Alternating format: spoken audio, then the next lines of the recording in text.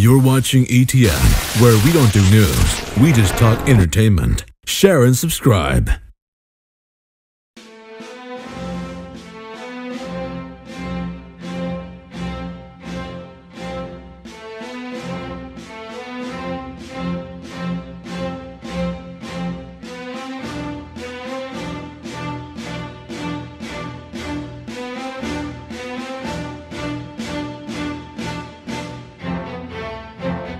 Now I am become death, the destroyer of worlds. Hey guys, welcome to Entertainment Talk Nation. This is Rob. This video, we're going to continue Godzilla 2014 30 for 30.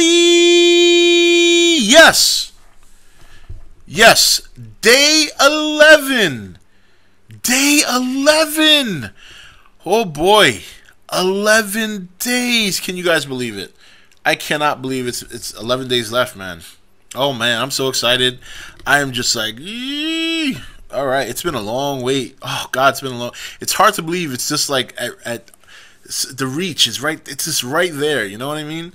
Whew, exciting stuff. All right, so let's get to the question. Now this is a good one. It's gonna sound simple. And there's a full comment here, and I'm going to kind of try and edit it down. But it's actually a good question when you really kind of think about it beyond just, well, you'll see what I mean. So this question comes from Shadow Warrior 1989. All right? And his question is, how do you think Godzilla's atomic breath will function? Now, I know that seems like a simple question on the outset. He knows that too, and he made, he elaborated on it in terms of what he means. And what he said was, I'm asking how it functions from a storage sac, within his throat, a gullet. Is it produced by some kind of biological power conveyor belt within his body? Yeah, I mean, so in other words, he wants to know what we think the whole intricacies of his body and how does he just kind of do this thing. Now, this is funny. The atomic breath has been a big topic, and I think it's safe to say at this point, I think his spines are gonna glow. I think they're gonna glow.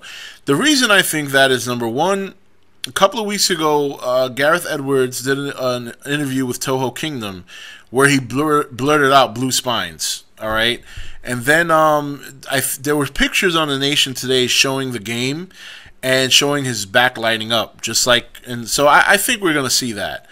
One thing I have always answered when it comes to a question in this kind of in this realm in terms of his breath is that I don't think we're going to see a lot of it.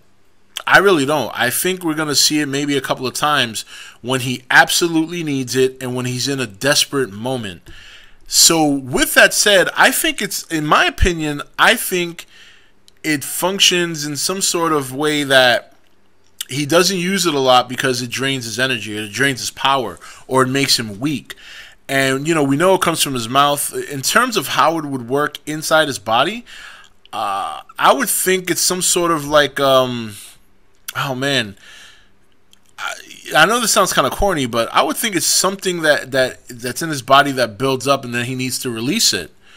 You know what I mean? Like, I'm trying to think of a way to explain this that makes a little sense. But then again, none of it makes sense because it's not really real. But I think it's something in his body that after a while he has to, and this is speculation. I'm kind of going into the speculation realm. I'm thinking that he does consume some sort of nuclear energy at some point, or that maybe at a certain point when he builds up too much of it and it stores in his body, he has to release it.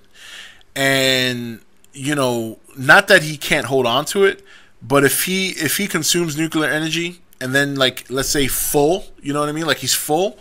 Like he can just hold it there and release it whenever he needs to. So what I'm trying to say is, like, I think that's kind of how it functions. It's almost like a real energy. Like he consumes the energy, he stores it. It maybe it kind of runs his engine, so to speak. Like that's what keeps him going.